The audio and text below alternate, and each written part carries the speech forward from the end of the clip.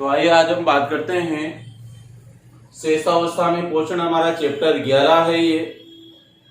और शेषावस्था में जो पोषण है, तो शेषावस्था है क्या, इसमें हमें कौन कौन से पोषक तत्वों की आवश्यकता होती है और इसकी आहार व्यवस्था किस प्रकार की है, स्तनपान संगठन क्या है, स्तनपान के लाभ।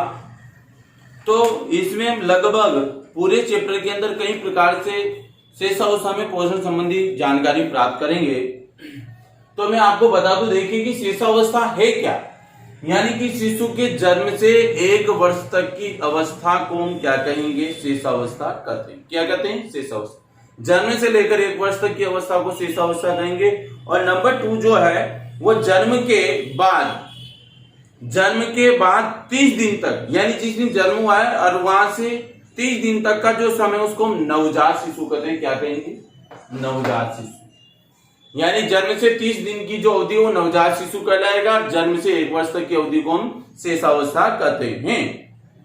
अब देखिए, शेषावस्था में वृद्धि और विकास की गति क्या होती है? तीव्र होती है। विकास और आपके वृद्धि जो है शेषावस्था की बहुत ही तीव्र होती है।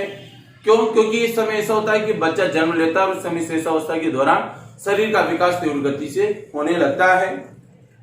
नेक्स्ट है एक स्वस्थ शिशु का जन्म भार, यानी जन्म के समय भार शिशु का 3.2 kg, यानी हम कहें कि 3 से 3.5 किलो के बीच में एक स्वस्थ शिशु का जन्म के समय भार होना चाहिए या होता है। तो जन्म के समय शिशु का भार कितना होता है? 3.2 किलोग्राम। शिशु का वजन 6 माह में जन्म का भार का क्या हो जाता है? 2 गुना, यानी 6 माह में शिशु का भार का 2 गुना, यानी कि लगभग 7 kg आपके 6 माह बाद वेट हो जाएगा। शिशु का कितना? 7 किलो हो जाता है जन्म के बाद से 6 माह के बाद तुरंत 2 गुना हो जाता है। तथा 1 वर्ष में 3 गुना। 6 माह में जब 2 गुना हो गया 7 किलो, तो 1 वर्ष में क्या हो जाएगा? 3 गुना हो जाएगा। 3 गुना का मतलब आपके 2 गुना इधर हुआ, तो यहाँ पे 7 का दुगुना कर लो, 14, तो 3 गुना हो गया। तो यहाँ पे लगभग 14 किलोग्राम का बच्चा आपका 1 वर्ष के अंदर हो जाता है। तो ये औसत एवरेज दिया हुआ है कि जन्म के समय बच्चे का भार 3.5 किलो यानी 3.2 किलो, फिर वहां से 6 माह बाद आपके इसका दुगना, यानी कि 3 और 3 6, यानी 6.5 किलो या 7 किलो की समथिंग आपके बच्चे का वेट हो जाता है। इसके बाद 1 वर्ष में हम यूं कहेंगे कि यहाँ पे 12 से 13 kg बच्चे का वेट हो जाता है। ये वजन है जो जन्म के समय 3.2, जन्म के 6 माह बाद 6.5 किलोग्राम और 1 वर्ष बाद 12 से 13 किलो वजन बच्चे का हो जाता है। एक स्वस्थ शिशु की जो लंबाई होती है, स्वस्थ शिशु की लंबाई, यानी कि शिशु की जो लंबाई की बात करें, वजन की हमने बात कर ली है। अब वहां पे जब बच्चा पैदा होता है उस समय उसकी लंबाई जो होती है जन्म के समय 50 से 55 सेंटीमीटर होती है। कितनी? ये जन्म के समय इसकी लंबाई है 50 से 55 सेंटीमीटर इसकी लंबाई होती है। वजन मैंने आपको पहले बता दिया। जन्म के समय शिशु के शरीर में पानी की मात्रा कितनी होती है? पानी की मात्रा जन्म के समय कितनी होती है? बच्चे के अंदर 75% होती है। तथा 12 से 15% यानी 12.15% ये होती है वसा की मात्रा। शिशु के शरीर के अंदर वसा की मात्रा और पानी की मात्रा होती है 75% होती है। यह जन्म के समय की कैलकुलेशन है पूरी है। कब की? जन्म के समय के साथ ये क्रिया की वजन इतना बढ़ जाता है। वजन है 3.2, 6 माह बाद 6.5, 1 वर्ष बाद 12 से 13। शिशु की लंबाई जन्म के समय 50 से 55 सेंटीमीटर, पानी की मात्रा शिशु में 75 और वसा की मात्रा 12.15% होती है। 1 वर्ष के अंत तक शिशु की मांसपेशियों का विकास हो जाता है। 1 वर्ष का जब समय हो जाता है, पूरा हो जाता है, उस समय शिशु की मांसपेशियों का विकास हो जाता है। शेषावस्था में मस्तिष्क का विकास 90% पूर्ण हो जाता है। 90% मस्तिष्क का विकास पूर्ण हो जाता है। कब? शेषावस्था में। यानी शेषावस्था में बच्चे का लगभग 90% मस्तिष्क का निर्माण हो जाता है। यानी पूर्ण हो जाता है। नवजात शिशु की जब वो पैदा होता है तो उसके हृदय की गति, यानी नवजात यानी शिशु की हृदय की गति कितनी होगी यहाँ पे आपके, जब हमारी हृदय की गति कितनी, 1 मिनट में 70 से 72 बार है, तो यहाँ बच्चे की होगी 120 से 140 प्रति मिनट होगी बच्चे की, क्योंकि उसकी ज्यादा होती है। हीमोग्लोबिन की मात्रा जन्म के समय, हीमोग्लोबिन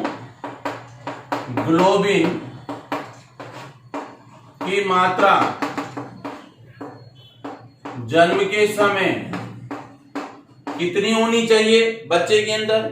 हीमोग्लोबिन की मात्रा होगी आपके 17 से 20 ग्राम प्रति 100 ml ब्लड में 100 ml तक होती है। यानी कि जन्म के समय शिशु के हृदय की गति 120 से 140 प्रति मिनट, हीमोग्लोबिन की मात्रा जन्म के समय 17 से 20 ग्राम या फिर हम कहेंगे प्रति 100 ml तक होती है, जो 2 माह बाद 12 से 100 ml तक हो जाती है। यानी कि 2 माह बाद यही मात्रा, 2 माह बाद यही हीमोग्लोबिन की मात्रा 12 ग्राम रह जाएगी। कितनी? 12 ग्राम प्रति 100 ml हो जाती है। ये आपके ब्लड की कैलकुलेशन, 2 माह बाद ये घट जाएगी। कितनी थी जन्म के समय? 17 से 20, और 2 माह बाद कितनी हो जाएगी? 12। और इतनी तो होती है हमारे शरीर के अंदर, 12, 10, 11, 12 तो लगभग नॉर्मल, यानी 12, 13 जिसकी है उसका हीमोग्लोबिन सबसे बेटर माना जाता है। नवजात का उत्सर्जन तंत्र तथा वृक्क अपरिपक्व होते हैं। उत्सर्जन तंत्र में क्या क्या आता है? एक तो उसमें आ जाता है उत्सर्जन तंत्र, जिसमें खाता है, पीता है और वह अपशिष्ट पदार्थों को त्यागता है, वो तो उत्सर्जन तंत्र। वृक्क का मतलब होता है कि जो वो पानी पीता है या जो भी वो खाता है या दूध पीता है, उसका जो अपशिष्ट मूत्र द्वारा जो त्यागा जाता है, तो वहां पे आपके उत्सर्जन तंत्र और वृक्क अपरिपक्व होते हैं। इसी कारण बच्चे क्या होता है कि उसको मूत्र और मल त्याग के समय किसी से कहता नहीं है और खुद ही क्या करता है, यानी कि खुद ही अपने आप टॉयलेट कर देता है, पता नहीं चलता है, तो उसका अपने मतलब अंगों पर नियंत्रण नहीं रहता शेषावस्था में, इस वजह से वो अपरिपक्व माने जाते हैं। परंतु शेषावस्था खत्म होते होते शिशु के वृक्क वयस्कों की तरह क्या करते हैं, कार्य करने लग जाते हैं और वो किसी भी चीज को आसानी से पचा लेते हैं। इसके बाद हम बात करते हैं कि शेषावस्था में पोषण स्तर 3 कारकों से प्रभावित होता है। पोषण स्तर कैसे प्रभावित होगा? वो 3 कारक कौन कौन से हैं? नंबर 1, गर्भावस्था धात्र्यावस्था के दौरान माता का पोषण स्तर, इससे भी हमारे शिशु में शेषावस्था में पोषण स्तर क्या होगा? प्रभावित होगा, क्योंकि अगर गर्भवती महिला को अगर पोषण अगर अच्छे से नहीं दिया गया तो शिशु का पोषण स्तर घटेगा, प्रभावित होगा, बच्चा सुविकसित पैदा नहीं होगा, वजन नहीं होगा, उसमें कई प्रकार की बीमारियों से ग्रसित हो जाएगा। नंबर 2, स्तनपान या ऊपरी दूध, वो भोजन की पर्याप्तता, तो ये भी अगर इसकी कमी रह जाती है कि जैसे मान लीजिए कि स्तनपान या ऊपरी दूध वो भोजन की पर्याप्तता में होती है, तो ये भी क्या करते हैं कि जैसे कि संतान को कई प्रकार से ऊपरी भोजन या पर्याप्त नहीं मिलने के कारण उसकी पोषण स्तर क्या हो जाता है? घट जाता है। साथ ही माता और पिता से प्राप्त जन्म विशेषताएं, जन्मजात विशेषताएं, तो वो भी इसको प्रभावित करती है पोषण को, तो वो विशेषताएं भी क्या करती है बच्चे के अंदर कई प्रकार से उसकी इम्यूनिटी पावर, यहाँ तक कि शारीरिक संरचना पर क्या करती है? प्रभाव डालती है। तो इसी के साथ आज हम पोषण आवश्यकता और शेषावस्था के बारे में जो सामान्य जानकारी थी मैंने आपको बता दी है। कल अगले वीडियो में आपको बताऊंगा कि शेषावस्था के दौरान बच्चों को पोषण संबंधी किन किन पोषक तत्वों की आवश्यकता होती है। आज के लिए इतना काफी, इसमें आप समझ लीजिएगा। अगर कोई चीज समझ में नहीं आती तो आप मुझसे डायरेक्ट पूछ सकते हो। Thank you so much.